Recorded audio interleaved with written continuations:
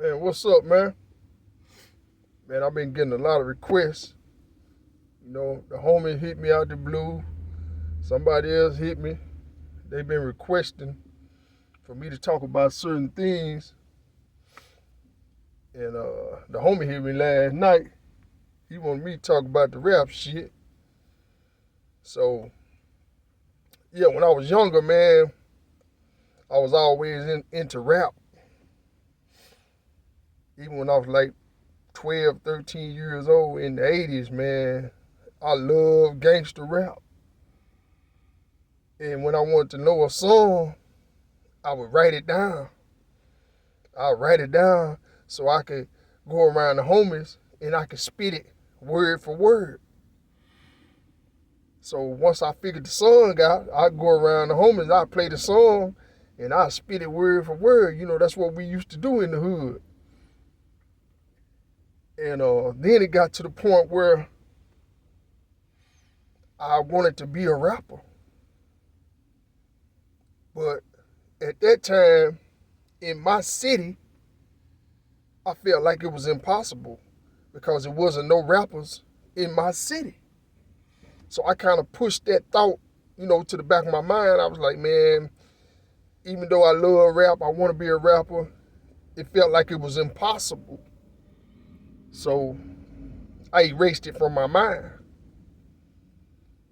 And in 1998, I ran across this little dude that was rapping in the city. Shout out to the homie Kryptonite. And me and my homie, we was trying to invest some money in some different things. So he was like, man, we need to get some rappers. We need to get some rappers. So when he introduced me to Kryptonite, I was like, yeah. Because I had already seen him before and I heard him rap before at a house party. And I was like, yeah, he cold. Shout out to D-Jack too. The homie was messing with D-Jack. And I fell in love with Kryptonite. And he made it possible for me to feel like that I could be a rapper. And he brought life to the city. So we started pushing our campaign on the rap shit. At first we started out going to the studio, buying studio time, and then eventually I end up buying studio equipment so we could rap anytime we wanted to. We can make music anytime we wanted to at home. And, things were looking up. I even started writing and started putting it down in the studio. So at that point, I felt like my dream was possible. So I started pushing for it. And, we got in good with the guy at the record shop, and, we was doing the Jack the Rapper thing, and everything. But it was short-lived because, I was still hustling out there in them streets. And a couple years after that, the feds came, and I ended up going to the penitentiary. So my dream fell to the ground, and I thought it was over. So when I got to the penitentiary, man, it was so crazy. When I got to the penitentiary, they was doing shows in the penitentiary. They had some. I remember a 007 from the Fifth Ward Boys. He was over there at the time. He was doing shows, and it was this dude from Dallas, Mike Jones, not the real Mike Jones from H-Town. This dude from Mike Jones from Dallas. He was doing shows. They had a dude named R&B Slim. He sung R&B. He was like R. Kelly. He was putting it down. So I used to go out there and just watch the shows. And at that time, my mind was on my appeal. So I wasn't into doing shows, at the time. So like 7 years into my bid, I got transferred to Fort Worth, and them boys were putting it down, on the mic. They had the little band room, little band beat machine and all that, and they was putting it together. And they was trying to tell me, man, come on, man, put it down with us. Come on, put it down with us. So I told one dude from Grand Prairie, called him GP, he was putting it down real tough over there.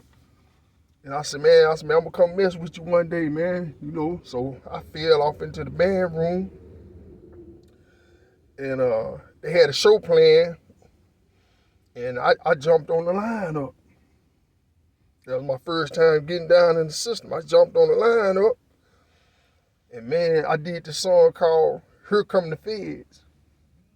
And you know, boys, they really didn't know what to expect out of them because nobody had never heard me.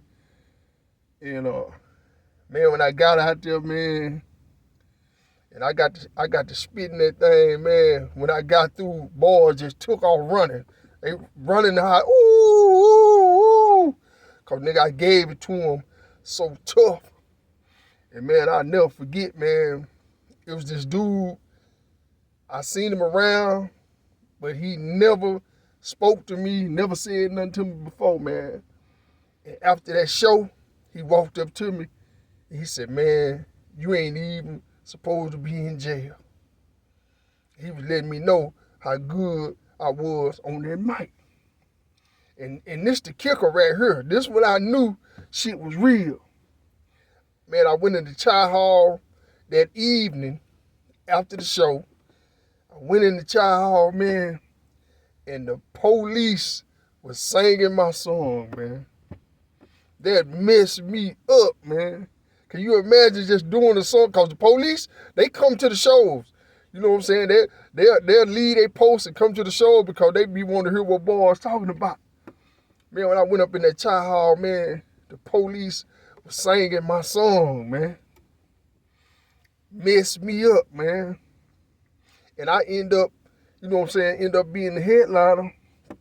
You know, every time they throw a show, man, I could see boys coming across the yard with their chairs, with their coolers, and with their food. You know what I'm saying? They ready. They ready. They ready for us to put it down. And man, we would put it down, man. And this when I was in Texas. Then I end up getting shipped to the West Coast, man. And we went out there on the West Coast, man. I hooked up with some boys from the South. My boy Tuzzilla, nigga from Memphis, Heavy, nigga from Louisiana, Lou, a nigga from Alaska. You know, we were putting it down. Everybody was putting it down. The West Coast boy wasn't putting it down out there. The South was putting it down. And man, we were wrecking shop on them boys, man. And I say that to say this, man. My dream, it didn't happen on the streets. I end up going in the penitentiary, man, and putting it down in the penitentiary, man. It's so crazy, man.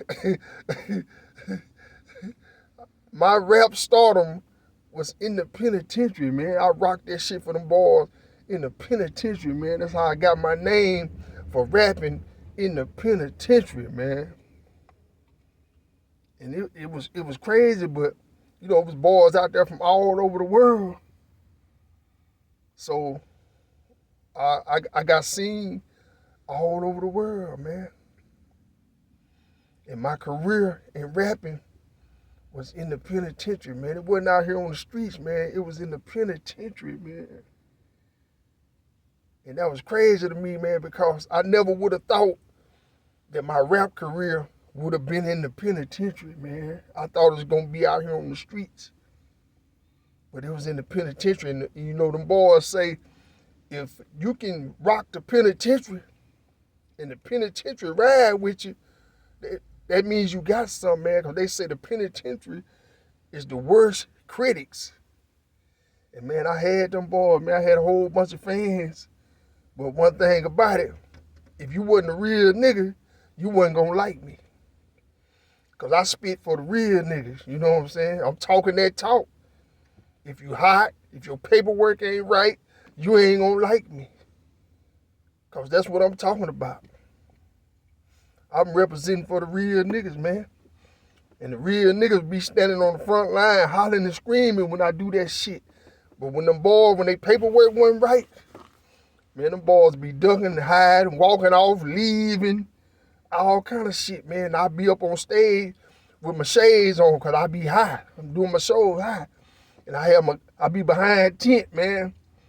And I could see the whole crowd, man. And I know who's who. Because when I start spitting, I can look in these boys' faces and I can see they ain't right. You know what I'm saying? I can see their whole face. I can see niggas walking off. I can see niggas kind of ducking and hiding and moving behind other niggas and shit.